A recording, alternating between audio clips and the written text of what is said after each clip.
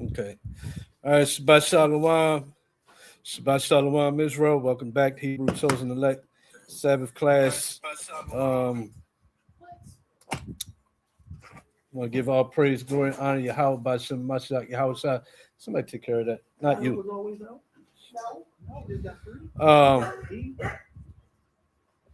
Like I said, all praise, glory, and honor Yahweh by Shem Mashiach Yahweh Shai. This week we're picking back up part 2 of our history they don't want you to know class, Juneteenth edition. Um, Going into the history of so-called black people here in America after the Emancipation Proclamation, the freeing of slaves from captivity. June 19th being the nationally recognized date for the last slaves being freed. Um, going into that history, what quote unquote freedom was like after June 19th. Um, Quick recap, just for those that don't know, uh, what is Juneteenth? Why it's called Juneteenth?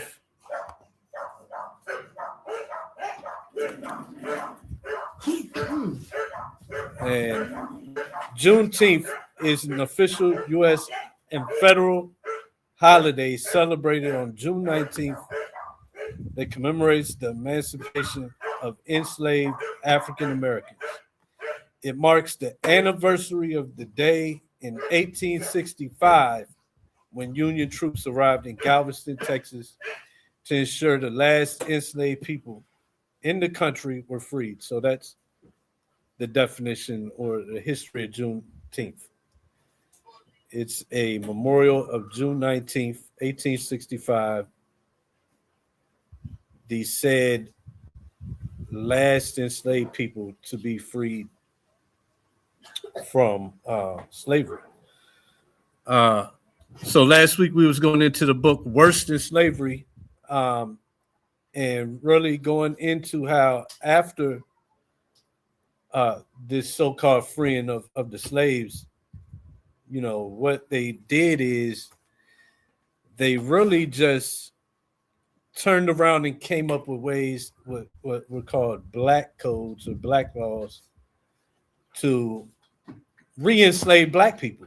Um, they made the conditions of being free for black people impossible to live in. And then those black laws were made to make it a crime that you couldn't find a job, for example. That would be a crime. You could serve years in a prison, which was a plantation, or what were some of them? Not having proof of a job, vagrancy laws, loitering, just about breathing, basically. Yeah. So, and so where we left off last week was going into what would be subleasing. So, let me look up definition of subleasing. Uh, it was convict leasing, and that was when after you would, committed not a crime, but what was deemed a crime, you would, take that. Subleasing. Slavery rebranding. Yeah. They just was rebranding it, renaming it. Mm-hmm. So they would take you as prisoner, and you would be subleased, which sublease means, and the program was called convict leasing, right? So they would sublease the convicts. Sublease is a legal arrangement where an existing tenant rents out all or part of a leased property to a new third party. So that property was you. Once you became a convict for not having proof of employment in a territory where we're not hiring blacks, now you would be a property of the state. reduced back into servitude on a plantation, and now subleased. We kind of went in last week how one of the ways it was worse than slavery is during slavery times the owner would own 50 slaves or whatever, and he most of the time it was his money. He had already paid for you in whole, or he was still paying for you the same way you would pay on a car, right? And he would have a certain care of at least keeping you alive, keeping you fed and watered enough. And yeah, I said right, like cattle, watered enough to survive the day in the field. With the convict leasing, you could be worked to death. And it would make the master now no, never mind, because with the convict leasing program, if you died, the state would just send you another one. Oh, we got plenty. So he would be replaced. But during quote unquote legal slavery times, right? If you died in that field, the owner of the plantation, he would be out a laborer. And to replace that laborer, that slave, he would have to go buy another one. So it would hurt his pocket. So that's one way that it was worse than slavery now, because you being a plantation owner, being the master of the plantation, you could work him to death. And it, like I said, don't even matter. I'm going to get a new one, right? So that's where we left off last week. Worse than slavery book. They sell it on Amazon or online. I would say if you don't got that book already, go get you a copy. We're at page 44. We actually ended at 47, but I don't want to pick up in the middle of the point, or 47. Page 47 picks up. So we're going to reverse a little bit to page 44, and you can go ahead and read highlighted part when you get a chance. From a business standpoint, the subleasing was ideal. It plugged the major weakness of the old system, the high fixed cost of labor under the sublease. An employer was not stuck with a set number of prisoners over a long period of time. See that? That's exactly what I was talking about. Go ahead. He did not have to feed, clothe, and guard them when there was little work to be done. He could now lease convicts according to his specific or seasonal needs. Mm-hmm. In terms of human misery, however, this system could hardly have been worse. The convict now found himself laboring for the profits of three separate parties. Bunch of middlemen. Mm-hmm. The sublease, the leasee. So the subleasee, the subleasee. Go ahead. The leasee, the state. So the subleasee, the leasee, and the state. Go ahead. There was no one to protect him from savage beatings, endless work days, and murderous neglect. Mm-hmm. It is to be supposed that subleasees take convicts for the purpose of making money out of them, wrote a prison doctor. So naturally, the less food and clothing used, the more labor derived from their bodies. The more money in the pockets of the subleasee. If a convict died or escaped, his employer lost nothing. See that? Yeah, he didn't lose nothing because he'd be replaced. Go ahead.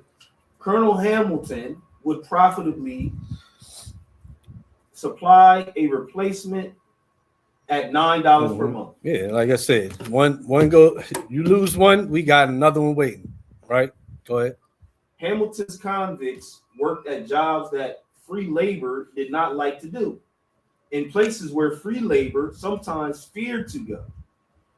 Employers preferred them over Asians, too fragile, Irish, too belligerent, and local blacks, too slow. And that's the blacks that are free. The free blacks are too slow. But if them same blacks, if we put you in chains, now you good to go now. They got stereotypes for everybody. Yeah, everybody. Man, Asians too fragile, Irish are too drunk. Blacks are just slow. Yeah, but which really is just shining a light on the hate. It's the hatred that Esau has always had for his brother Jacob, the so-called blacks. Go ahead. Right. So we can agree that this is human trafficking. Yeah, It's slavery still. Slavery. This is just slavery all over again. Matter of fact, it was turned into a trap. Let me get Jeremiah 5:26. This is just the wicked showing his true colors. So, what they say. They said slavery is bad. We're gonna come along, we're gonna free you guys, we're gonna give you 40 acres and a mule and happily ever after, and now we're good. We're so good. We freed the slaves. See, we're not so bad. But was it sincere? It was never sincere. What they did is, as we've been reading, they made a system to now steal human traffic.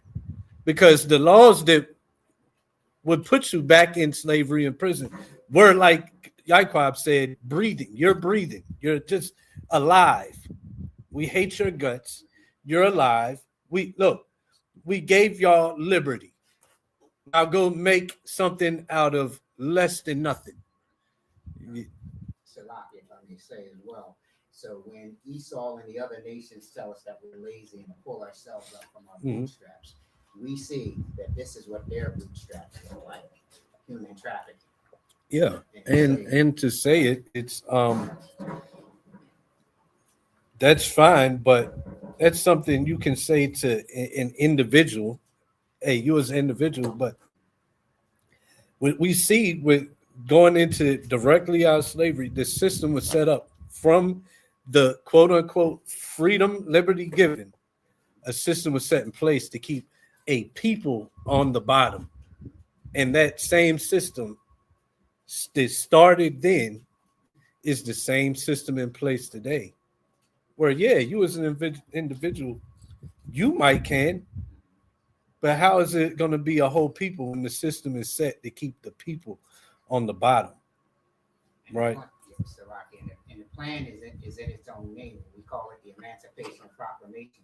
To emancipate someone is to transfer ownership. So no longer does some raggedy mouth Neanderthal Esau own a citizen. Now a Neanderthal citizen don't own you. So every even the drunkard in the corner who's just a bum, even in his own land, he becomes an owner of it. And now the state. So it went from a Neanderthal citizen owning you. Now the Neanderthal government owns you. Exactly. And so that's why I want to go to this, speaking on the nation that's so good and the North freed the slaves. Jeremiah 5:26-29. For among my people are found wicked men. They lay wait as he that setteth snares.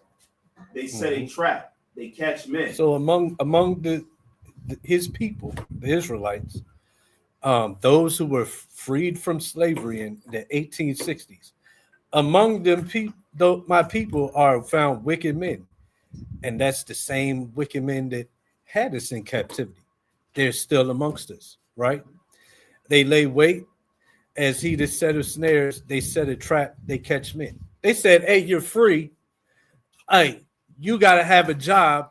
We don't hire black people.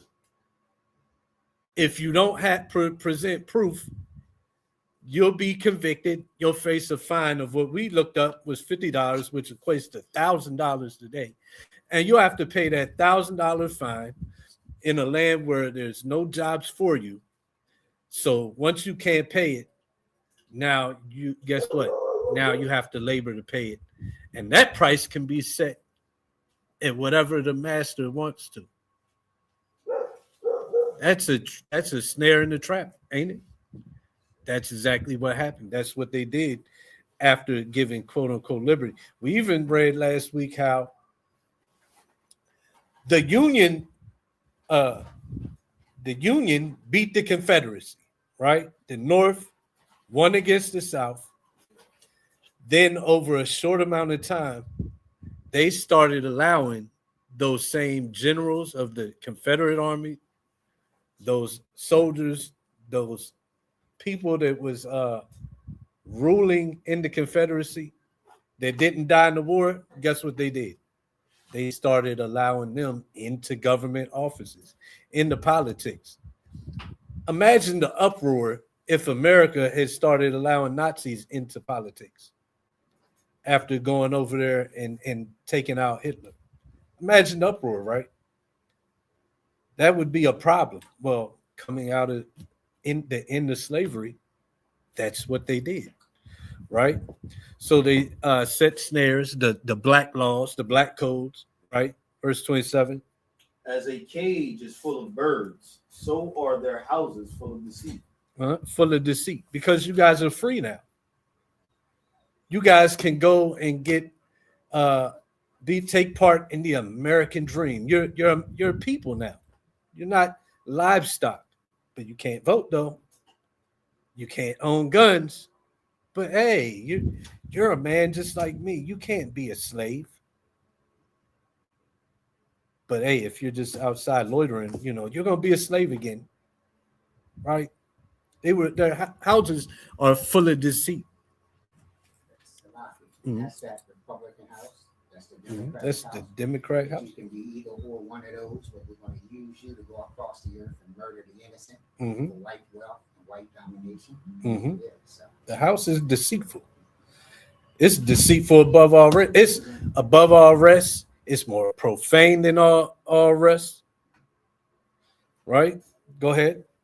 Therefore, they are become great and waxing rich. That's why even after slavery, like that should have destroyed the South, right? The Confederacy, those states and government. It should have destroyed that whole system, but it didn't. The Union won the war, and then they freed the slaves, and then they gave the Southern states political power, government power, and the ability to set up laws to just get black people right back into slavery, right?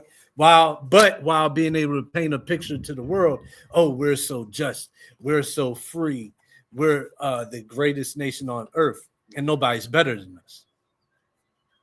It was just all deceit, like it is today. Go ahead. 28. They are waxing fat, they shine. Yeah, they overpass the deeds of the wicked. They judge not the cause of the fatherless, yet they prosper. And the right of the needy do they not judge. And that's what they should have did. If we were freed from slavery in the 1860s, while we sit and celebrate and have parades and festivals and cookouts, if we were really freed, they wouldn't have set up laws to put the poor and needy back into slavery. They wouldn't make it a crime to be poor and needy. And that's what they did. They made it a crime for what we're reading here. You're supposed to judge the cause of the fatherless, the right of the needy. No, they set up laws where it's a crime for you to be needy. It's a crime for you to be fatherless and without any direction. Not, hey, since you are fatherless, needy, let us guide you as a father would his children, right? Let us guide you on how to get out of that needy state. Let us give you jobs. No, they said we're not going to give you jobs. And when we ask you to show proof of a job, you're a criminal. Keep going. 29. Shall I not visit for these things, saith Yahweh? Shall not my soul be avenged on such a nation as this? And that's a rhetorical question. He's letting you know that these dealings will not go unpunished. They will be answered for. Go ahead. Verse 30. A wonderful and horrible thing is committed in the land. The prophets prophesy falsely, and the priests bear rule by their means. And because the leaders, the pastors, that's the main leaders of the black community and the politicians. they prophesy falsely. They teach falsely. They say that, hey, it's free. They push this whole thing forward that now we're equal. America's great. We're all together as one, right? Because prophesy also means to teach, right? And it says, my people love it so. Hey, long as we can have a cookout, long as we can go to the park, have a parade, have a good time, sing and dance, we love it so. Go ahead. And what will ye do in the end thereof? Because we're not separating from America, and that's the main problem with Juneteenth. It'd be one thing if we were celebrating it as a lightening of our condition, you know, a little liberty in a place where we've suffered and suffered. You know, no, we feel like we're free. We feel like now, okay, we can be one people. We can be America. Most of our people are just good with having a holiday, and we'll still send our kids to fight in their armies. We give in to everything the sports and entertainment and politics, everything America is about. We haven't mentally left off from America, mentally left from the slavery, mentally broken from this beast, Babylon the Great. But that's why you got to get the history, and that's why we're doing these classes, history after slavery. So let's go back to the book, Worse Than Slavery. You left off at how local blacks are too slow. They said local blacks are too slow, but they wanted the blacks, so it's really talking about the free local blacks. As long as we get them back in slavery, they're not slow no more. Go ahead.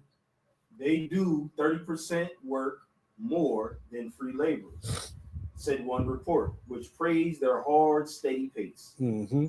When the Greenville Railroad needed workers to lay track in the scorching heat of Yazoo Delta, it subleased convicts. When the Mississippi Central needed men to dynamite a tunnel near Kosciuszko, Mm-hmm. it subleased convicts. When the New Orleans and the Northeastern needed labor to clear a malarial swamp south of... I'm about to. So, but because they might not know. So, who knows what malaria is? What is it? Disease you contract from mosquitoes and other stuff. Right, it's a disease. Let's see what it does real quick. But yes, let's see the outcome from it. How it affects you. Malaria. Just look that up. So malaria. So for one, it's a life-threatening and, like you said, mosquito-borne infectious disease caused by Plasmodium parasites, which are transmitted through the bite of infected Anopheles mosquitoes. The disease is preventable and curable now, but requires rapid diagnosis. See, now watch. That's something they were not going to be afforded. Rapid diagnosis. So to be cured, it requires rapid diagnosis and treatment, as severe cases can progress to organ failure and death within 24 hours. So think about that. Think about slave labor. You're in the sun all day already, right? You're at risk of heat stroke, all types of what happens, dehydration. All right, so now you add on with this case.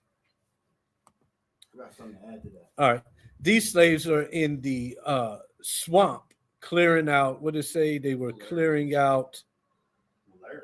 A whole bunch of stuff. They were needed to dynamite a tunnel. They had to clear out a swamp that is ridden with malaria. So they already are in the conditions of laboring in the sun all day long. They don't really have to be given water on regular, because if you die, you can be replaced. This disease, malaria, has to be caught and treated or you can suffer organ failure and die in 24 hours. So, which before we keep reading, go ahead. What you got? It's funny, right? Malaria don't affect the slaves the same way as these Europeans, because malaria was heavy in the Congo when that demon Leopold came and was doing what he was doing in Congo. So they had to create a vaccine for them. Malaria always was there. The mosquitoes was always there, but the natives basically built up immunity, or it might just was in their DNA. And that also shows why they had to get the slaves to clear it, because they probably wasn't getting it like that. But the Europeans, they was dying from malaria left and right. That's why they had to create the vaccine or whatever they created to cure malaria, because they was dying from it. Black folk wasn't. Not like that anyway. Right. But that's a proven historical fact. When Leopold came to Congo, his people was dying from it. Oh, okay. Straight up. The natives was cool. They would get sick maybe, but not like dying and all that. Like, it wasn't affecting them the same way. Right. But now you throw that in and now you're slaving. And you're separated from that. Because that's two different time periods, right? Yeah, but if it's in you, you might be good. Yeah. Like if your melanin or something is what fights it off, maybe, I don't know. Well, yes, but not in this case, because we're going to see they were dying. So that's why I'm I'm saying like what you say is true in the Congo. But so where's the Congo? Central Africa. Central. Most of us came from West, right? Yeah, it's Central West. So it's gonna be, you can get a immunity from being a native of that area. But these slaves wasn't guaranteed to be natives of that area. That's all I'm saying. So these slaves didn't have that immunity, because we're going to see it. And even if they did have it, you have the malarial swamp added with, now you're slave labor. And we already read they don't have to even bring you water like they used to have to back on the plantation. So even if you have that immunity, it's not going to be as effective. You can't even, have a decent diet to uphold that immunity. You see what I'm saying? Yeah, because we definitely would. Yeah. Herbs. Exactly. If we did get sick when we was free. Exactly. Not free, you got to take what they give. Right. That's gone. Like, so, what you said, it's true. They came there, and these cats was immune. But once taken out of that, you don't have none of that. Immune system is built off of what you put in your body. They need vaccines because first off, they reject what comes out of earth. But we had that, the knowledge of the herbs and what to eat that boosts the immune system. But in slavery, now that's taken away. And this is the disease, though. Where they was dying off. But now they've taken all that, herb knowledge, the ability to make natural vaccinations, and now you throwing them into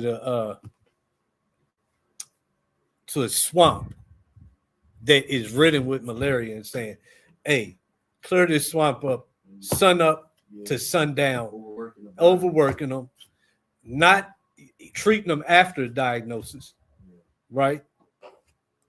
Because even with that immunity or not needing vaccine in Congo, the herbs, the apothecary, if they could have been taking stuff, you didn't have that. So this is what they did after. This is after being quote unquote freed from slavery, right? So start that just the highlight part from top. When the New Orleans and Northeastern needed labor to clear a malarial swamp south of Hattiesburg, It subleased convicts at a premium daily rate of $1.75 a head. Mm-hmm.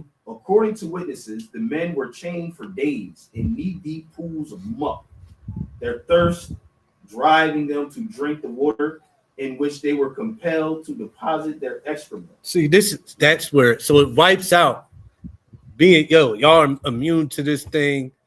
Man, it's gone past now. That like the immunity don't even matter because over in the Congo or wherever we were at, and we was able to survive and not get affected by these things. This ain't the condition we were in. We wasn't going and drinking the malaria water, right? None of that. The larvae, the mosquitoes, Yeah. the babies live in the water. Mm-hmm. So you put it in your body two ways. Yeah. Bite, and then whatever is doing in your stomach. Right. You drink it, you gotta drink the water. Any cuts is going in your system bloodstream. It's crazy. That's too much. And you're chained for days in this knee-deep pull of muck. And right, the excrement.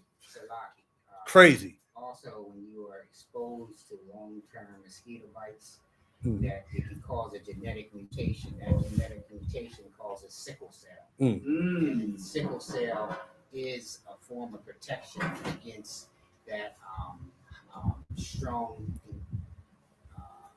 invasions of the body dealing with it. So wow. It does have it does. So it's the body mutating itself to be able to deal with an environmental factor that those people are not exposed to. Right. And we can see that that's a genetic thing that can be passed on because who leads in sickle cell? And sickle cell, normally if you have two parents that both have sickle cell, then you're going to have some problems, right? You probably have it, Deal right? with the elements, but if you're a single person, you're not aligning yourself up with another person who is non-single sickle. The presence of that genetic mutation is still in the bloodstream. And that second generation can pick it up from someone else who introduces it into it. That's how it shows its face in this reality. Okay. Kind of. So that's, and I think medical apartheid goes into that, I think, and might in depth like that. So that's going to be a part of it too. We got worse than slavery, but then also the medical experimentation. Like this is not, it's not freedom. It's not freedom. Everything that's happened even up to today to Black people in America, it's not freedom. So what are we really celebrating? Sadly, most of our people are mistaken, and because of being given holidays like this, we assimilate more into American culture. Because see, it's about all of us. Even we get a holiday. They give us little trinkets, just like everybody else. But no, the condition of and the how you're treated here is not the same as everybody else still today. So what page is that? I was still at the end of the highlight. Yeah, and that's the end of that. That's 45. Now we're page 47. Started white taxpayers. White taxpayers refuse to waste money on the needs of incorrigible young Blacks. When a state legislator pressed for a juvenile reform school in the late 19th century, he acknowledged that the opposition to my bill is principally that Negroes form a large majority of the prisoners. As a compromise, he proposed that schooling and moral instruction be limited to the evenings, after 10 or 12 hours of work had been performed in the fields. His bill was defeated on the ground that it was no use trying to reform a Negro. Somebody get Proverbs 21:29. So that was the mind state. For one, if we're going to school them, let's school them after they've been in the field for 10 hours. We got to get that 10 hours first. But then they're like, nah, let's not do it at all. There's no use in schooling a Negro. Now, why would they feel that way? Why would they feel that way? We don't want you free. We we don't want you to take part of that liberty. We want to make, now that we want to make it look like we're good, and the deed that we did was a charitable deed. But look, they just can't be free. They not made for anything but slavery. Look how dumb they are. All they can do is work a field. So like, I just want to add something to the sickle cell thing, and then we'll get off of it. All right. Spanish, Hispanics are number 2 for ethnic group to get sickle cell. Really? So blacks are number 1. Then the next is right in line with the curses. Spanish. Oh, you mean Hispanics? Hispanic, Spanish, whatever. But I'm saying not they're like number 2. you're not talking about like you're Caucasians. No. Yeah, so-called. Yeah, Got you. yeah, Okay. Yeah, they're number 2. That's for right being along. Sickle cell. That's right along then. You see what I'm saying? Yep. They're number 2. Mm-hmm. But I just want to throw it out there. That's good. Yeah, that's interesting. That's good stats right there, especially when it comes to matching the curses, right? Like they're number 2. We see where that the federal government has a hidden hand in this, where they are running profiles on the physical tolerances that a person can endure, dealing under certain stressors. So they had a whole science that's being worked behind this right here. Yeah. You know what I mean? How But let's save that because we're gonna deal with that. Okay. Not probably won't be able to today, but in this class, history, they don't want you to know medical apartheid. So if you don't got that book, go get it. It's a good one too. We're gonna go into that with the history of the medical field and how they use this as guinea pigs, as test subjects, just all types of. They set it up against this. Like it even shows you how we had like in slavery, and after, kind of like Dr. Sebi's today, and they was trying to do away with that, destroy that then. Like the Dr. Sebi's of the day, that's not something new. But that book kind of touches on that. Proverbs 21:29. All right, you guys sit up. You know better than that. Proverbs chapter 21, verse 29. A wicked man hardened his face. What kind of man?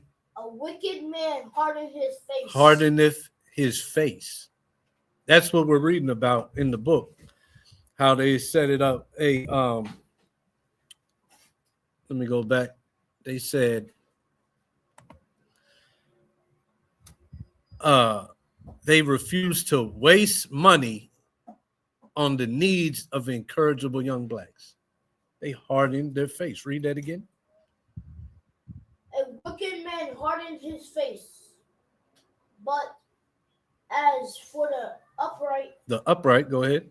he directed his way. He directed his way. So they're wicked. And when they so-called freed us, they just turned around and hardened their face. Right? And that's what the wicked does. They said they were in opposition to the bill because it was no use trying to reform a Negro. Right? Keep going.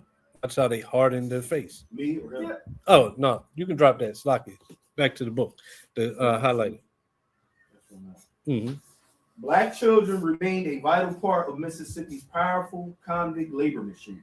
Mm-hmm. In the 1870s, the machine included. Wait. Black children, powerful convict labor machine. Means what? They were locking up children. Yeah. So the wicked, they hardened their face. Right? Go ahead. In the 1870s, the machine included Robert Day, age 12, height 4 feet 9 inches, complexion black, serving Watch this. a life. My bad. I said just watch. I said watch this. Go ahead. Serving a life sentence for murder. At 12, right? Crazy. How you get a life sentence for murder at 12? Now, for one, it probably wasn't murder. Yeah, exactly. But even if it was, they don't give you life sentences at 12 years old. Go ahead. And James Get Harrington, his YO. YO is like 4 years. That's too juvenile. Yeah, like juvenile life. Or in some places you might have to serve till you're 21. But yeah. Matter of fact, Charleston White is a good example. When he was even older than 12 and 16. 17. And they put him in the institution until he's 21. Right? But now this is a whole 12-year-old. Probably hasn't been through puberty yet. And so he has life, and he probably didn't commit a murder. Go ahead. And James Harrington, age 13, height 5 feet 1 inch, complexion black, serving 10 years for burglary with intent to rape. And that probably didn't happen either. But not for rape, burglary with intent to rape. How do you get 10 years for that? Cats that actually rape people today, a lot of times don't get 10 years. Unless it's like the third time. Right? Go ahead. In the 1880s, it added Mary Gay of Vicksburg, a Negro child, but little over 6 years old. Now, y'all hear that? This is so we're celebrating Juneteenth, the freeing of the last slaves in America. But after that, you got 6-year-olds that are quote unquote criminals. And go ahead, watch. Sentenced to 30 days plus court costs for stealing a hat. How's a 6-year-old gonna pay for it? 30 days for stealing a And damn still in a hat. hat. 6-year-olds is still at the age where you just pick stuff up. Yeah, that's crazy. Like, come on, you just pick stuff up and you play with it. Might go put it on somebody's head. Yeah, still in a hat. But this is freedom, right? And court costs. How's a 6-year-old gonna pay court costs? Go ahead. And in 1901, it snared young Will Evans, a flat-nosed Negro from Washington County, whose vital facts were these: height 4 feet 5 inches, occupation Pull that errand verse boy, back up. term 2 years, weight 70 pounds, crime grand larceny, habits of life good, use of tobacco yes, education very good. Mm-hmm. So his crime was grand larceny. What's grand larceny? Back then, yeah. Uh, Back then we talked but what is grand larceny? 1,000, I think. What is it? I think anything that exceeds 1,000. Oh, it's stealing something. All right, okay. Keep going. Bill Child, style of whiskers worn when received none. Mm-hmm. Young Will was sent to prison for stealing some change from the counter of a dry goods store. That's grand larceny. That's grand larceny for black people after Juneteenth. Do you read that verse again, the one you already had? Proverbs 21:29. Hold on real quick. Chapter 21, verse 29. Uh-huh. A wicked man hardens his face, but as That's enough. A wicked man hardens his face. A wicked man sends a child to prison for grand larceny for stealing change from the counter. What you was gonna read, He Niall? was 8 years He was old. at 8 years old. Grand larceny. Go ahead. Grand larceny is the unlawful taking of someone else's property with the intent to permanently deprive them of it. Mm-hmm. Unlike robbery, it does not involve force or threat of violence. It Mhm. is classified as a felony. Mm-hmm. So a felony, a felony for stealing change from a counter at 8 years old. He probably thought it was his change from the purchase at that. Go ahead. The killings of Gambrell and Martin did not ease the pressure for reform. Others stepped forward to take their place. The patrician Nate Natchez, Democrat, now condemned leasing as dark and shameful, while the rural Chickasaw Messenger called it a stain upon our manhood, the ultimate Southern disgrace. Mm-hmm. In the following months, opposition grew amid reports that 15% of Mississippi's convicts had died in 1887, as opposed to less than 1% in states like Ohio and Illinois, which kept their prisoners in penitentiaries under careful state control. According to former Attorney General Frank Johnston, convict leasing in Mississippi had produced an epidemic death rate without the epidemic. Page 56. Sorry?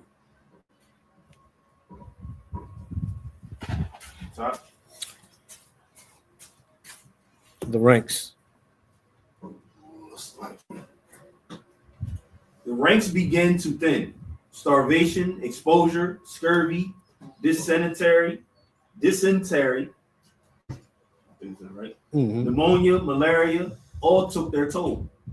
To maintain crumbling discipline, prisoners were tortured for minor infractions of the rules. Mm-hmm. Some were whipped to death. Others, strung up by their thumbs, were left with hands resembling the paws of certain apes. Mm-hmm. This is after Juneteenth. Somebody get Psalm 94, 20 to 23. So, Psalm 94, 20 to 23. It said that to maintain crumbling discipline, prisoners were tortured for minor infractions of the rules. Right? And that just to bounce off of the fact, Black people were made prisoners for breaking rules like drinking, not having proof of employment, loitering,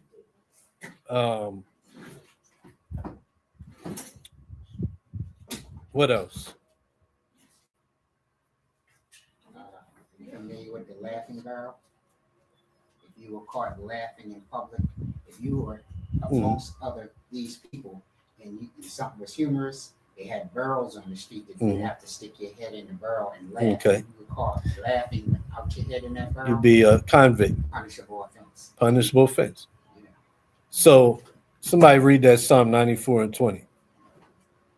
Down to 23. 20 and 23. 22, 23. 22, 23. Mm-hmm. Psalms 94, chapter 20. No, Psalms chapter 94, verse 20. Shall the throne of iniquity have fellowship with these which frameth mischief by a Hold law? on. Should the throne of iniquity have what? Mischief by a law. No. Start over. Shall the throne of iniquity have fellowship with frameth mischief by a law? Mm-hmm. Go ahead. They frame mischief by a law, right? Go ahead. They gather themselves together against the soul of the righteousness and condemn the innocent blood. So examples of that are you go to prison, you go to convict leasing slavery if you don't have proof of employment, if you're caught laughing outside of a barrel, if you are loitering, and a whole lot more. Or you're tortured for minor infractions of the rules after becoming this prisoner, and you're whooped to death, strung up by your thumbs to the point your hands are left resembling paws of certain apes. And they do this by framing that mischief by their laws, right? And this is to gather against the soul of the righteous, because they understand who Israel is. We don't understand who Israel is. They know who they have underfoot. And condemn the innocent blood. Go ahead, verse 22. But the Lord is my defense and my God is the rock of my refuge. Refuge. Go ahead. And he shall bring upon them their own iniquity, and shall cut them off in their own wickedness. Yeah. Ye the Lord our God shall cut them off. And that's the judgment to come. Praise the Lord. All praise to the Most High. That's the judgment to come. Keep reading. Back in worse than slavery. So, whipped to death, strung up by thumbs. So basically hung, because if you strung up by your thumbs to the point your hands resemble the paws of an ape, your weight is pulling down, and it's the only thing your thumbs holding you up. That's what they do. Go ahead. By the time the job ended, the land alongside the tracks were dotted with graves. 45 of the 72 convicts did not return. You see that? See, in slavery, at least you wasn't losing 42 out of 72 slaves on the plantation. It would cost the plantation owner money just losing one. It was horrible, and yeah, might get beat for breaking eggs. But this shows that even after being freed, that ending, it actually got even worse. Because now it don't matter if you live or die. And you're still going to get that torture of the whip. So you'll get the torture of the whip, and hey, you might not get to heal from that whooping then. All right, you just got whooped, throw some salt on them cuts, and put them back out in the field. And that way, when he dies, he knows who's boss while he dies. That's what will happen after Juneteenth. And to show you the level of the medieval heart of these people who had us in chains, is that his slave, or the people, us that were enslaved by them, we were worth more than gold, but we were treated less than dogs. Exactly. They valued their pets more than they valued us. Because now we are dispensable people. And this shows it. Yes. If this don't show it, nothing else does, because they did such a noble thing. We freed them helpless people, but then they made laws where, okay, we can paint them a picture as being criminals, and now we can show the world they deserved it. They didn't deserve protection. They it's not us. They really are less than dogs. That's what they did. And let's not forget, this is what Esau or the nations feel as though that pulling up themselves from their bootstraps look like. This is how they pull themselves up from their bootstrap. And he speaks from a prideful position as if we're lazy, complacent. But yet, this is what it looks like for them. Pick back up. It was 45 to 72 didn't return. And the survivors, the young men who reached Live Oak on that fall day in 1876, were vermin covered, mostly naked and wasted with disease. In Powell's words, the sun never shone upon a more abject picture of misery and dilapidation. See, this is their words. This is after freedom. The sun never shone upon a more abject picture of misery and dilapidation. Here's a picture of being hung from thumbs. See that? So yeah, that's how they would hang you up for rule violations. They framed mischief, hanging people by their thumbs by law. Go get you a job, but we're not hiring.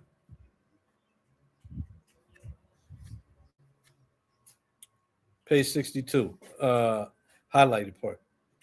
I was too old and couldn't keep up with the younger men, and they stripped my breeches off and whipped me, and then sprinkled sand on me and whipped me again, and then made me climb a tree that was covered with ants, and they got all over me. They bit me all over. Foster died the following week. You see that?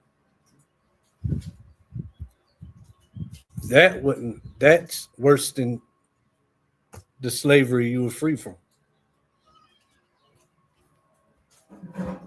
Because there's no profit in letting my slave, after I whip him, there's no profit in me pouring sand on the wounds, making him climb a tree with ants and getting bit all over so he dies, and now I gotta go pay to replace it. Why sand in a wound is dangerous? Severe infection risk, foreign body contamination, debris in a wound can cause permanent staining or tattooing the skin, tissue damage. Forcing foreign materials into a wound can cause further injury. So they whipped you, and then they intentionally wanted to cause further injury to the point that you died. And then, hey, send the post to the colonel. We need another one. And another one be sent. Page 63 from the top.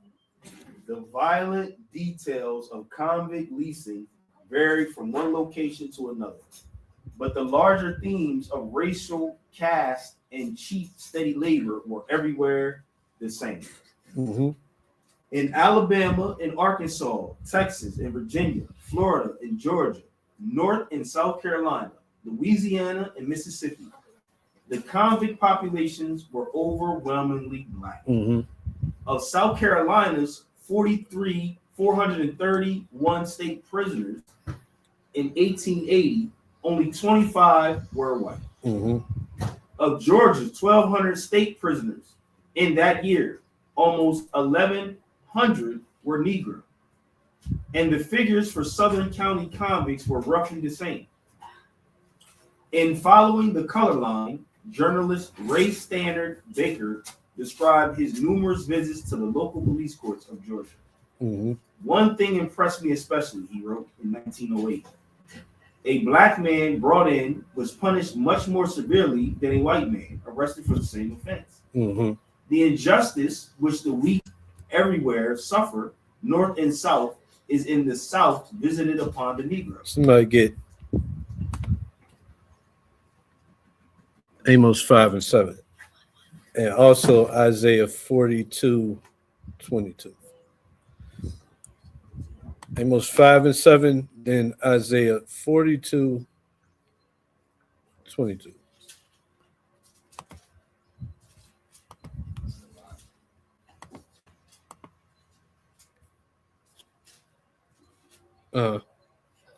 Amos 5 and 7.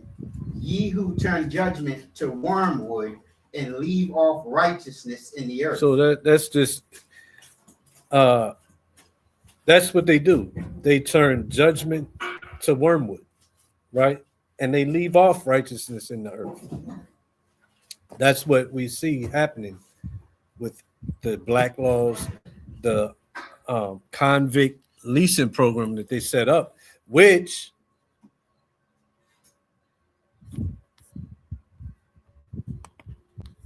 was the start of what we see today. Isaiah 42 and 22. The book of Isaiah, chapter 42, verse 22. But this is a people robbed and spoiled. They are all of them snared in holes, and they are hid in prison houses. Mm-hmm. They are for a prey, and none delivereth for a spoil, and none saith restore. See it? And that's black people here in America, even after being free, right? Who's more robbed and spoiled than black people?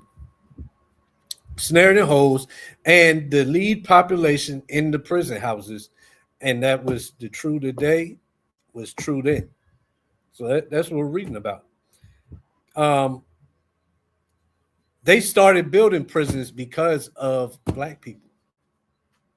We read last week, I don't know, Yaquab, if you remember, we read how they was bringing in prisoners, and they was like, where are we going to put them all? Because they started having too many prisoners for the amount of jails and prisons they had at the time before slavery. This prison industrial system that's today housed by mostly black people is started after Juneteenth to house black people. And their concept now is prison and school pipeline. They're counting young kids that are being born and using that as a tool to project the demand for beds in prisons. Yeah, and we just read that started with this system. We just read they said, what use is it to teach a Negro child? So the school to prison pipeline started after Juneteenth with the convict leasing program and black laws that were set in place. In the same way the numbers are so unequal, it was the same then. We just read it. It said South Carolina had 431 prisoners, 25 were white. The rest were black. Those numbers are the same today, right? And now, like you said, they have a term for the system of school to prison pipeline. That system started here. They was going to court and fighting against schooling Negroes. They said, what's the point of schooling a Negro child? Right? Let's go back to the book. The trends in Georgia mirrored prison changes throughout the South. Between 1870 and 1910, the convict population grew 10 times faster than the general one. Prisoners became younger and blacker, and the length of their sentences soared. An investigation of Georgia's state convict population in 1882 showed coloreds serving twice as long as whites for burglary and 5 times as long for larceny, the two most common crimes. Almost 50% of Georgia's convicts were under sentence of 10 years or more. Although 10 years, reformer George Washington Cable observed, is the utmost length of time that a convict can be expected to remain alive in Georgia penitentiary. And why was that? Was it from prisoner stabbings? Huh? Was it from gang fights and riots? No, it was from being worked to death. If you got 10 years in prison back then, they pretty much gave you a life sentence, because within about 10 years of serving in the field on a plantation after Juneteenth, you would die serving that slavery. Page 64. Brown and Gordon. Brown and Gordon comprised 2/3 of the Bourbon triumvirate. Yep. That dominated Georgia politics between 1870 and 1895. Both men had deep roots in the Confederacy, and both had championed the New South's industrial path. Together, they leased 1,000 prisoners at a time. 300 worked at Brown's Day coal mines, for which the Georgia Treasury received less than 7 cents per convict per day.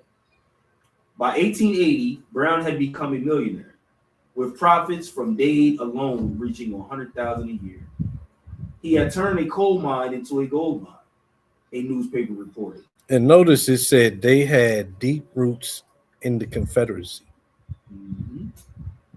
But now they're able to get back as slave owners legally for so-called convicts, criminals.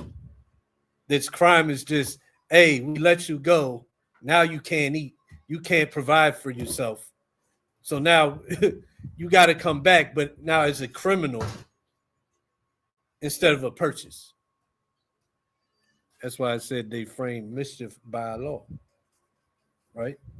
Go ahead. There was some criticism. Free miners accused Brown and Gordon of taking away their jobs, and reformers compared the conditions at Dade to those at the infamous Confederate prison camp at Andersonville. And how you think they was treating prisoners at the Confederate prison camp? Horrible. Like, I hate you and I want you dead. They were given this authority by who? This is the trickery by the winning side. That's so great. The new America, right? That's who put them back in, gave them their new political power, even though they have deep roots in the Confederacy. It's as if America today went over there and took out Hitler and then started putting his officers and his politicians in the Senate House, in the House of Representatives. That would be a problem, right? It'd be all types of uproar. But that's exactly what happened when it came to us. But that's not anti-Semitic. Crazy, ain't it? Go ahead. A charge that Brown resented but did not wholeheartedly dispute. We make some profit at the Dave coal mines, and there we use convict labor, he replied. Is it a crime for a citizen to put his money into the development of mineral interests? See the craft. I'm just a entrepreneur, right? These are criminals. Go ahead. Especially if he should succeed in making money by his energy and enterprise. One of Brown's convicts was a former slave named Lancaster LeConte. In a letter dated September 14, 1887, LeConte begged his old master, Joseph LeConte, to send him $65 to help get his sentence overturned. Working from dawn to dusk in ankle-deep water had left the convict barely able to move. I am here in prison for the term of 3 years for receiving some stolen goods. He wrote. 3 years for receiving stolen goods.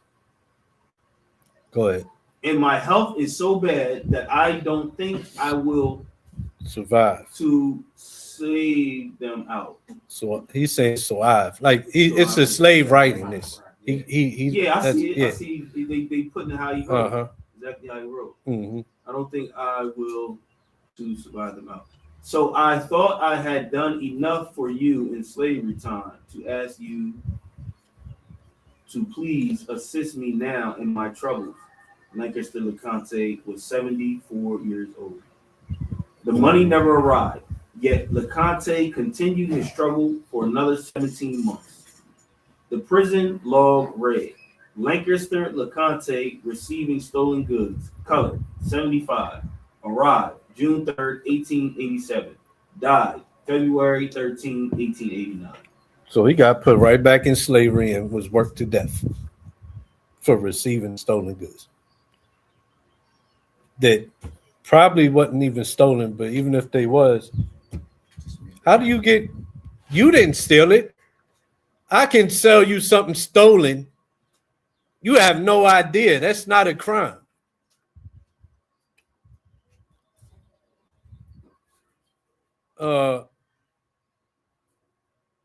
Go ahead, read the end of it too.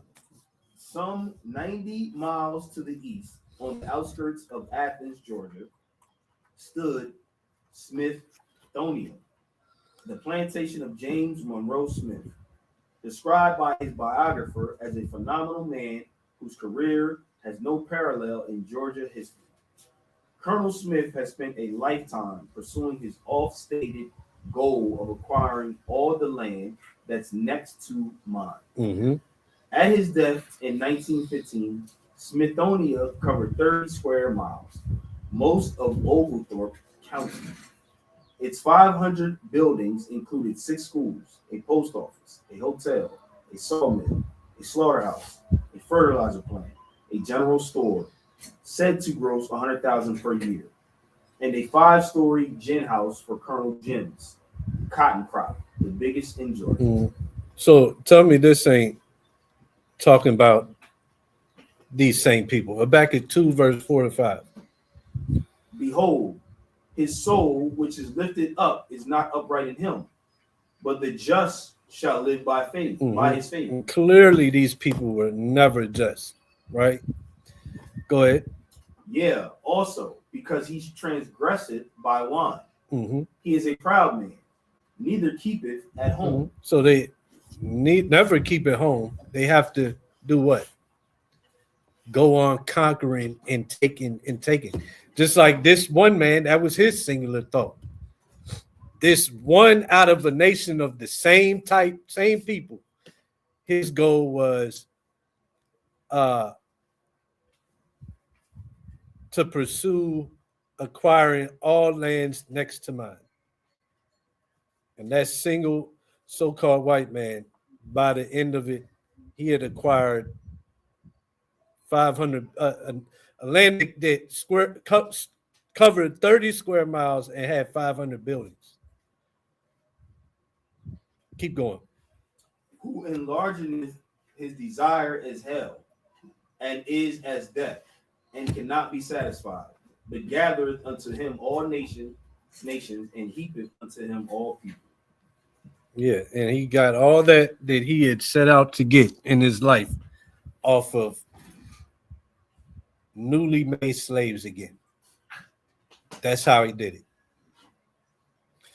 Page 78, worse than slavery. No one should have been surprised. No one should have been surprised. Convict leasing was not about justice, equal treatment, or making the punishments fit the crime. Convict leasing was about profits, brutality, and racist ideas. Mhm. Alabamans knew this better than others because their system was an open book. Their prisoners were not hidden away in remote railroad camps or on isolated farms. Most of them dug coal on the outskirts of Alabama's emerging towns and cities, often with free miners near their side. It was hardly a secret that convicts worked whole shifts without a break in ankle-deep pools of water, eating fistfuls of spoiled meat and cornbread that had been stuffed into their clothes.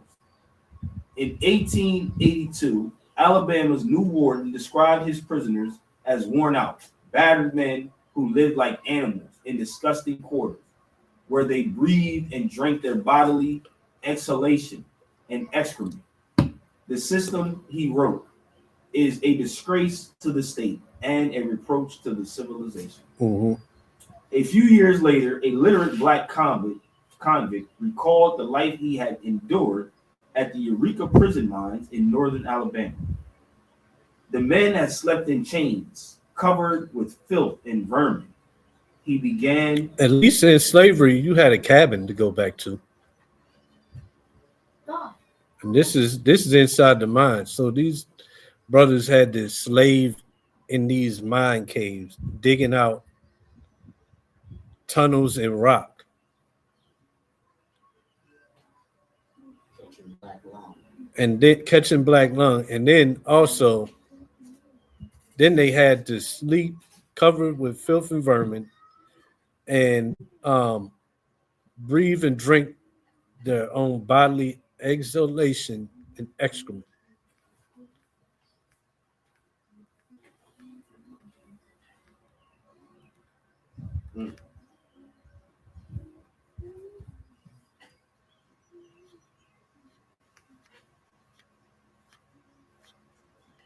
Go ahead.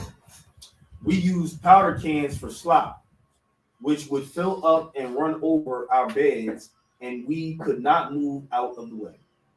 We would leave the cells at 3 o'clock a.m. and return at 8 o'clock p.m., going the distance of 3 miles through rain and snow. So they pretty much worked until death. You getting up at 3 o'clock and return at 8 o'clock. That's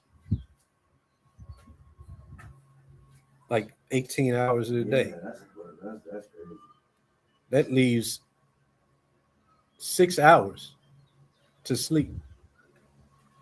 You literally have zero leisure time at all. Mm-hmm. So I can have a scripture for that. Deuteronomy 28, 66 and 67. And thy Hold on, right hold shall on, hang. hold on.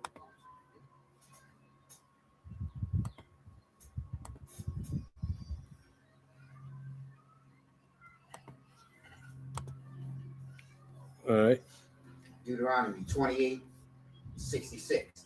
And thy life shall hang in doubt before thee, and thou shalt fear day and night, and shalt have none assurance of thy life.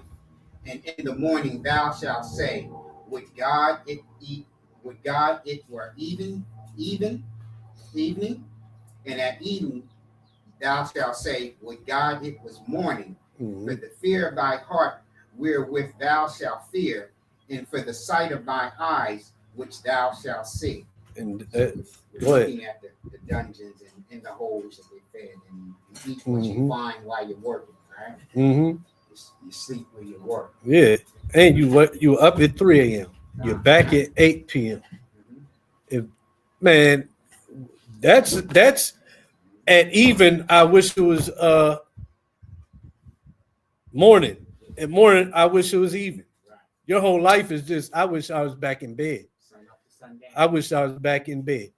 Sleep, but sleep is miserable. I wish it was morning. Morning, wake up. It's miserable. I wish I was back in bed. There was zero in slavery. You at least had that. You watch Roots. They had some few and far between, but they had some good times in Roots. They at least had family, and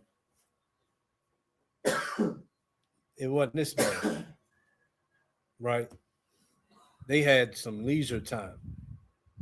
They could sit on the porch and talk, right? Have a drink, maybe eat something, even though it's scraps. After slavery, they like, oh, okay, y'all want to be free. We'll show y'all something. And that's what we're reading about. Now we're gonna get you back. And now we don't gotta give you anything at all. You don't gotta feed you. Drink that piss, eat that shit. We look at the 100, I think there was 193 nations that were put to the vote that slavery was the greatest atrocity in humankind. 3 said no. America. Yeah, that's what we started with. Yeah, okay. I pulled up the chart. We went over those 3, and we went over all the countries that didn't vote at all. And what you find is they all heathen nations, mainly Esau. I think it was like 2 or 3 or 4 that was not Esau. They was like Elam or Moab or something, right? Yeah, and to not vote at all means you're not saying yes. You're saying no, because these atrocities are so bad that it's not a toss-up. If it's an admission of guilt, that it would be an admission of guilt to say yes, and it's exactly because you're guilty. No matter what, you're guilty. So, but it's okay to be, for them, it's okay to be guilty in saying no, because I'm letting you know I ain't paying you nothing. If I vote yes, then I got to go further and pay you something. At least with me saying no, I'm guilty. But when you come and say, well, why ain't you giving me reparations? I can say, well, I don't believe it's the worst. You're tripping. And it's not worthy of a reparations package, right? But this right here, not only is it the bootstraps that are needed for European societies to pull themselves up from their bootstraps, but we see that this is another level of reparations for his evil works, not for a righteous loss, but for his evil works throughout the progression of our oppression here in the Americas and the Western world. There's a perpetual reparations package. We're going to pay you because there's hardship, because we emancipated your slaves. Now we're going to pay you once again by giving you slaves. When does the reparation end to these other nations? It's still reparations. It's still the instruments that nations have used to pull themselves up from their bootstraps. What's the reparations for them? Well, it's a reparations when I need to take and form my 500 houses and so many miles of property, and I can go and get some Negroes to come and do it. It's still, you're saying they're getting reparations. Exactly. Right. Esau has never had that reparation. reparations. Right. For every hardship. For his wicked deeds. They got reparations for being beaten Violent. in war, in the Civil War. Right. The South received reparations, right? You going on that aspect because the North came in, the Union came in, destroyed, and then they said, "Well, we're going to fix you up, though. That's what it's all about. Here, you can make them slaves by making these crimes, and we're going to back that. You're going to put you in government. We're going to give you the ability. Here, you can get your reparations." Kind of like they go and they bomb the shit out of Iran, and they like, yeah, we did $80 million damages. Now we're going to give $300 billion in reparations for you to fix that. But we're just going to take it out of your Arab brothers and sisters. They're going to pay it. So don't worry. We're going to destroy it. We're going to give y'all reparations. We're going to get reparations. Everybody's going to get reparations, right? Except for them Negroes. Right. And to go under the auspices that we're not in slavery today. Here we are, people that are captive in the land by our enemies. And when they go and harm someone or they cause a disruption to someone, we have to finance that reparation deal. Mm-hmm. Exactly. Because they do it with our taxes. And they do it with us. They send us to do it. Somebody got to get a low-end job and be the hardest work but the least paid.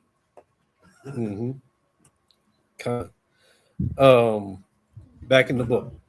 We go to sell wet, go to bed wet, and arise wet the following morning. In every guard, knocking, beating, yelling, and every day someone of us were carried to our last resting, the grave. Day after day, we looked death in the face and was afraid to speak. Prisoners were whipped for failing to meet their daily quotas and tortured for various infractions, a practice that would continue well into the 20th century. They were hung from makeshift crucifixes, stretched on wooden stakes, and placed in coffin-sized sweat boxes for hours at a time, generally made of wood or tin, explained a student of the Alabama prisons. The sweat box is completely closed except for a small hole at nose level. When placed under the blistering southern sun, the temperature inside becomes unbearable. In a few hours, a man's body swells and occasionally bleeds. In 1870, Alabama prison officials reported that more than 40% of their convicts had died, prompting a doctor to warn that if the trend continued, the entire convict population will be wiped out within 3 years. Which they didn't care about because why? They get more convicts. Just some pictures of the rack. The sweat box. The sweat box you have to stand up in. If you've seen Life, you remember they that was punishment. Basically, Django, she was put in there. Yeah, hers is in the ground. She was put in the sweat box. Page 84. Worse than slavery, of course. Of course, the convict had to survive in order to profit. And that raised the inevitable question, why did so many of these prisoners die? The answer, quite naturally, was linked to race. Texas officials described the average black convict as a moral degenerate who entered prison with the seeds of disease already in his system. The convict appeared normal until he was put to hard labor, at which time the seeds flowered and the poor fellow dropped dead. Florida's chief prison doctor concluded that an array of debasing habits led by lust and passion had produced a high mortality rate among Negro convicts. Alabama officials insisted that blacks fared poorly in the coal mines because of their physical inferiority. You see how they try to flip it. Oh, it's not because we working them to death. It's not because we ain't feeding them and giving them drink. It's because they're physically inferior. But nobody else can do these jobs. Go ahead. The tougher the job and the more dangerous the conditions, the worse they did in comparison to whites. This logic was preposterous, and the mine owners well knew. Black convicts had a higher mortality rate because they mined coal under appalling conditions, while most white convicts were tucked safely behind prison walls. Furthermore, blacks comprised about 40% of the free coal miners in Alabama, and no employer ever accused them of being physically inferior to whites. At that very moment, in fact, the prestigious manufacturer's record was insisting that the Negro has no equal for patient industry and mule-like endurance. Vardaman boasted that his victory had been a blessing to both races because the white man remained on top and the Negro remained alive. Had he lost Vardaman said he would have had to kill more Negroes in the next 12 months in Mississippi than he had to kill in the last 20 years. Shortly after taking office in 1905, Governor Vardaman sent an urgent message to the law officers of Mississippi. The vast increase in criminal Negroes, he wrote, had become a peril to the peace of the community and a menace to the safety of the white man. Vardaman urged police and prosecutors to crack down hard. Let there begin a most vigorous campaign against the vagrant, the vicious idler, and the keeper of dives of infamy. Let the rendezvous of the rapist and murderer, the crap shooter, and the blind tiger be closed. Unless this was done, he warned, the mob will usurp the function which you should perform, but which you have betrayed. I think that was supposed to go first, but too late. Go ahead, next page. In the midst of the 1903 campaign, 2 black men were lynched in separate incidents in Sunflower County. A few newspapers blamed Vardaman, who had recently traveled there to serve local whites against their Negro wench postmaster, Minnie M. Cox. The following year, a black sharecropper named Luther Hobart was suspected of murdering a white plantation owner near the Sunflower County town of Doddsville. Hobart tried to escape with his wife, but the two were captured by a posse and tied to a tree.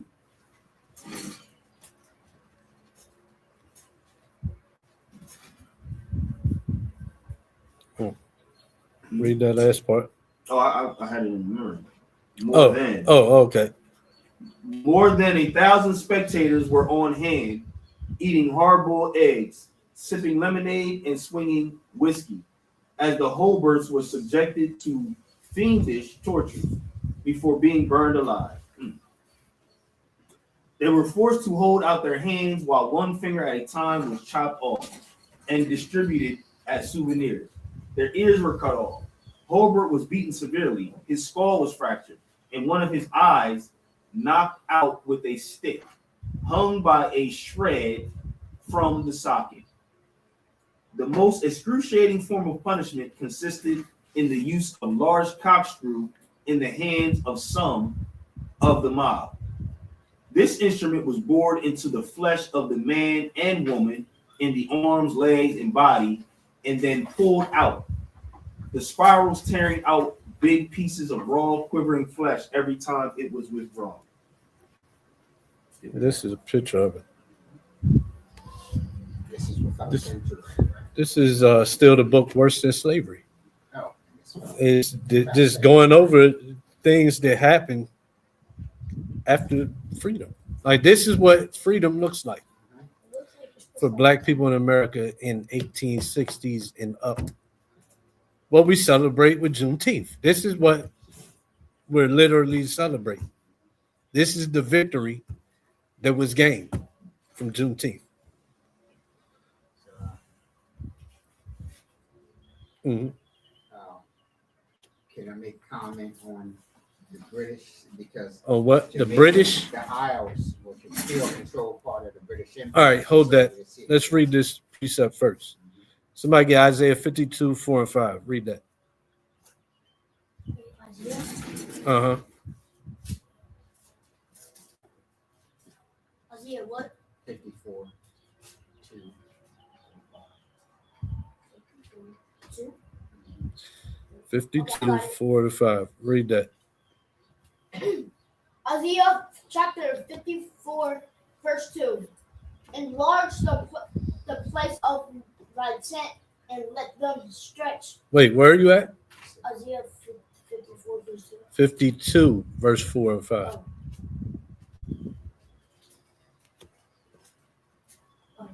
Verse 4. Yes. 4 and Isaiah 5. Isaiah chapter 52, verse 4. For thus shall the Lord God, my people went down aforetime into Egypt to Sojourn there. sojourn there And the Assyrian. Assyrian oppressed them without cause. I like this verse for another reason. It proves that when it's talking about Assyria, Egypt, Babylonians all the time, that it can be talking about today. Because in Egypt, where was the Assyrian? In Egypt, where was the Assyrian? Wasn't. He wasn't. It wasn't. Right. But it says we went to Egypt and the Assyrian oppressed them. See that? But anyway, so the Assyrian oppressed them without a cause, right? Just like we were freed from captivity, but we still were sojourning in that place of captivity, right? But while sojourning in this place of captivity and being freed, what happened? They oppressed us. The Assyrian oppressed us. Go ahead, verse 5. Now therefore, what have I here? Saith the Lord, that my people is taken away for naught. For naught. They that rule over them make them to hell. They that rule over them make them to hell. They lock them up for not having proof of a job, not laughing in a barrel, stealing change from a counter, allegedly, and they forced them to hold their hands out while one finger at a time was chopped off as souvenirs. They cut off their ears and beat them severely till their eyes hang out. They take a corkscrew and screw it into their flesh and rip it out.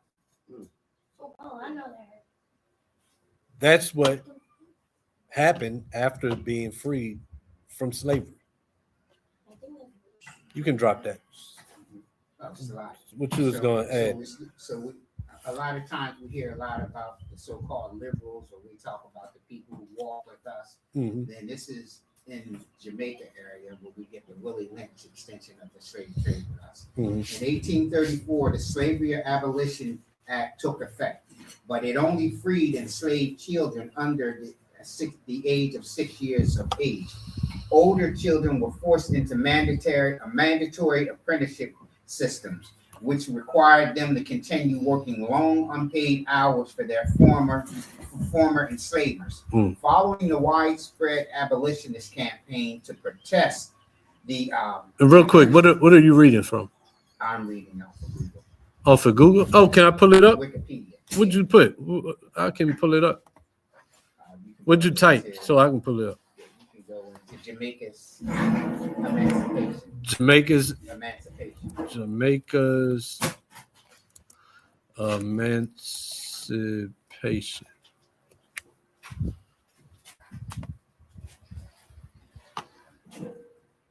And it's the Wikipedia Emancipation Day. We got the timeline of freedom. Oh, no. Okay. AI overview. Yeah. Okay, hold on. Let me zoom in. All right, read again from top. Okay, from the top. The Slavery Abolitionist Act took effect, but it only freed enslaved children under 6 years old. Older children were forced into mandatory apprenticeship programs. which required them to continue working long, unpaid hours for their former enslavers. August the 1st of 1838, following the widespread abolitionist campaign to protest the apprenticeship program, was prematurely ended, granting full freedom to thousands of children. So these are abolitionists that are working. They protested the apprenticeship program was prematurely ending. They weren't protesting that it was wrong, but these are the same people who supposed to have walked with us are here protesting that under this form of convict leasing that you ended it too short. Mm-hmm. And then when we go to Isaiah 32, 7 and 8, it says, the instrument also churls of evil. He deviseth wicked, deviseth to destroy the poor with lying words, even when needily speaking right. But the liberal devises liberal things, and the liberal things shall he stand. So here it is. He's always been about slavery.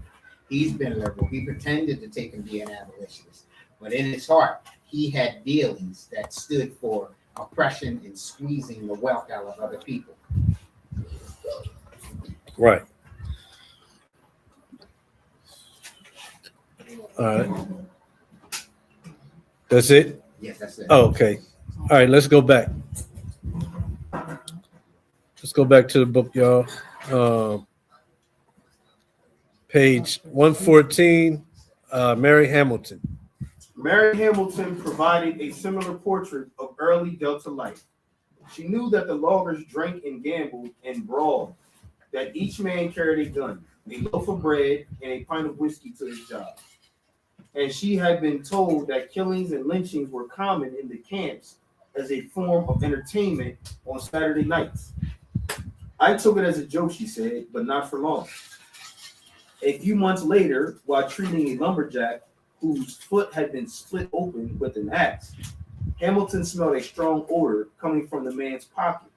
When she reached in, a Negro's finger dropped into her hand.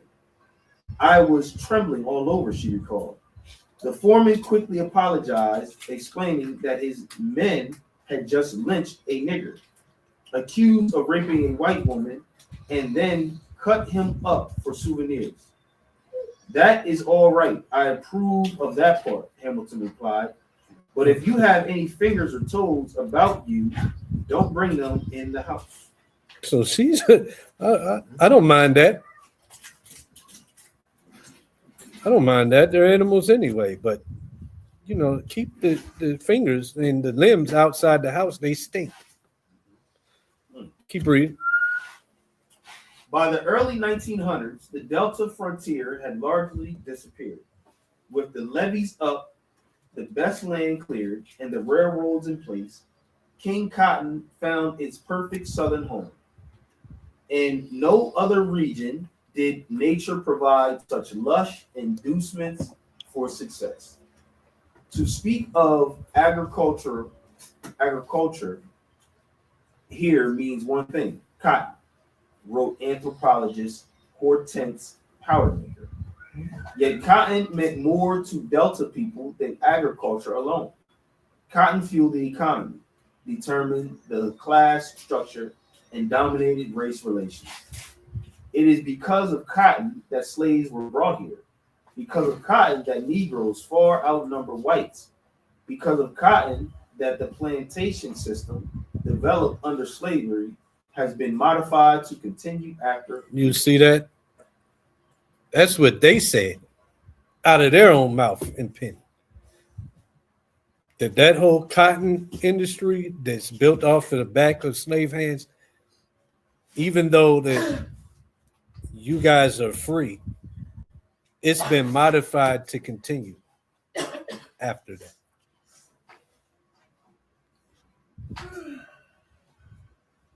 Uh, 116. The unpainted plantation. The unpainted plantation cabins without lights, plumbing, or insulation lined the flat dirt roads that led to the fields. Children attended ramshackle one-room schools in the off times. And see it's in quotes.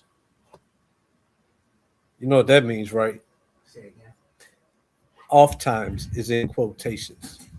Children were attended school in one room, by the way, schools, in the off times, in quotations. What's that mean? 6 hours. Huh? 6 hours is what?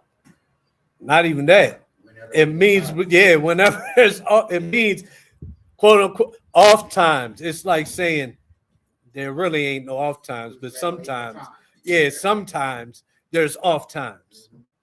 That's when they go to school. Go ahead, keep going. between spring planting and fall picking, Mm-hmm. when their labor was not needed. Workers were often forced to shop in overpriced plantation commissaries because their credit was extended in scrip or coupons rather than cash. Mm-hmm. Some tenants, as late as the 1950s, So Juneteenth, it happened 1865. What this is going to is even up to 1950s, which is a system where we're paying you, but we're really not paying you. We're giving you coupons to get what we would have gave you for free in 1850. Go ahead. some tenants, as late as 1950s, had never seen a dollar bill. The Delta is cotton obsessed, Negro obsessed, and flood ridden, a scholar remarked. It is the deepest South, the heart of Dixie, America's super plantation belt. The arrangement between tenant and landlord varied from place to place. On most plantations, sharecropping was the rule. In return for a cabin, water, firewood, and mule team, farm tools, and cottonseed, the tenant gave the landlord a fixed portion, usually 50% of his crop. Mm-hmm. Families worked as a unit from first light to last. Mm-hmm. Their day began at 4:30 a.m. with a breakfast of fried okra, salt, pork, and tomato gravy. By 5 o'clock, Basically slop. yeah. By 5 o'clock, they are all in the field. The blistering heat sends them in about 11, and dinner is cooked: turnip greens, cornbread, more salt pork, Mm-hmm. and sometimes pie. Mm-hmm. Crap. They lie around and rest until 1:30, then return to the field until sundown. Mm-hmm. Supper consists of the leftovers from dinner. March 1st was limit day in the Delta, when the first credit or furnish was extended at the plantation store. Each family could charge from $10 to $20 per month in supplies, depending on the acreage it farmed. The prices were considerably higher than those in town, and the interest rates often reached 25%. But That's a lot. That's a lot. The interest rates, like you borrow $100, it's not like a year from now it gets up to $125. You owe $125. So multiply that, $1,000, you owe $1,250. And not to mention, that's the interest rates. Then what they're charging for it said the prices of what you're even borrowing are already higher than what's in town, which you're on the bottom. There ain't no buses. You can't afford a mule to ride all the way to wherever the nearest town is. So you're not going there. It was like we just read above.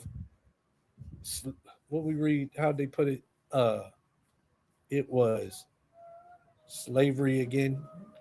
It was modified to continue. Slavery was modified to continue. Slavery under another name. Mm-hmm. Keep going in the book. But planters neatly defended the furnish and as a protection for their tenants, Mm-hmm. a way of getting them to purchase necessities instead of squandering their money on whiskey, gambling, and sex. Like, so I can't. Maybe that's what I want. Maybe I want to, relieve my stress of being a slave to you even after being free from slavery. That's what they would color it. We're charging them these outrageous prices and interest. It's for your protection. We're keeping you from alcohol abuse and what does it say? Gambling your money away. Keep going.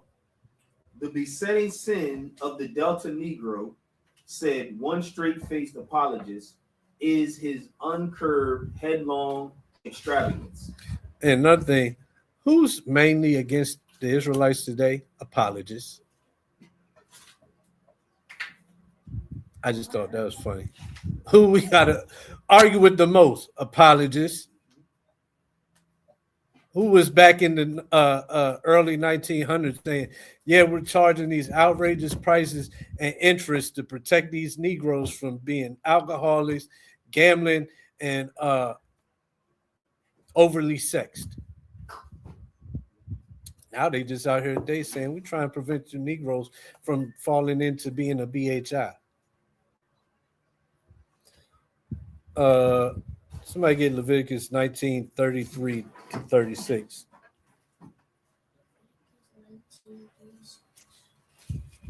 Verse 3.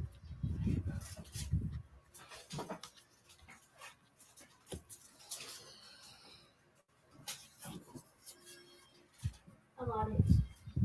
Stand up and bring it out.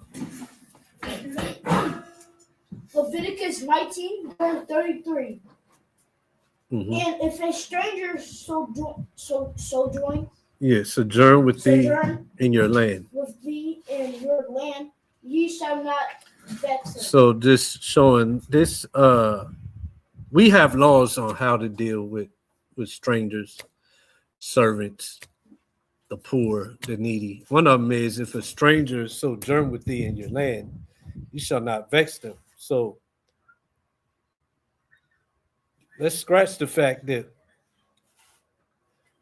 we were slaves at one time and they would say, I can treat my possession how I want. Okay. You know, fine. But then come along and y'all are free now. Okay, so then these people, we're not possessions no more. Now you're what? A stranger. I'm a stranger sojourning in your land. Then God said, a stranger sojourning in your land, don't vex him. Keep going. You stay ready. But the stranger that dwelleth with you shall be unto you as one born among you. It should be as if your own people. Right? Go ahead. And thou shalt love him and as thyself. Treat him like you want to be treated. Go ahead. For ye were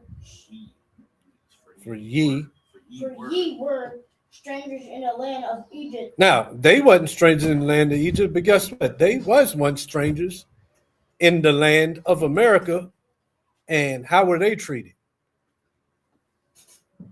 They got taken care of. It was treated very well. The natives treated them like their own, like they would want to be treated. God's saying, even to us, remember that ye were strangers in Egypt. How did you want to be treated in Egypt? Oh, you want to be treated good. Well, then you need to treat the strangers in your land good. Go ahead. I am the Lord your God. Go ahead. Ye shall do no unrighteousness and Judgment. So it'll come times where it's okay to have a judicial system. It's okay to send prisoners away for a certain amount of time. Righteous judgment. Not go to jail for 3 years for receiving a carton of eggs that was stolen and you didn't even know about it. Or for not having a job. That's the one that got me. No, I can't provide proof of employment. Man. Yeah, I'm going to have to write you up on that one. Your court date is this, that, and third. Still ain't got, I'm going to have to fine you. You still ain't get a job? Nah, I've been trying everywhere. Nobody's hiring. Will you hire me? Nah, we don't hire blacks. Well, damn. It's so you shall do no unrighteousness in judgment. Go ahead. In meat yard, that's the word. I know you're gonna ask. I lost it. Oh yeah. Verse In meat 35. yard, In meat in yard. weight or in measure, Uh-huh. and a just him shall ye have. No. You done skipped a lot. Start 36 from the top. Just balances. Just balances. Just weights. Just weights. A just. Just ephah, another form of measurement. And a just him Another form of measurement. Go ahead.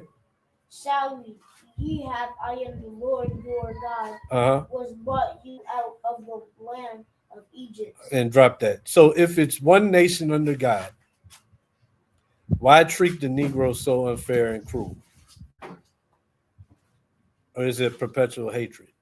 If the Negro is free from slavery and you're one nation under God, why treat him so unfair and cruel? Must be a perpetual hatred. And that hatred is still today. The spirit in him is not upright. Right. The spirit in him is not upright. That's where we'll end it today. Once again, I want to give all praise, glory, and honor Yahweh B'Shem Mashiach Yahweh Shai. Shabbat Shalom. I hope the class was edifying.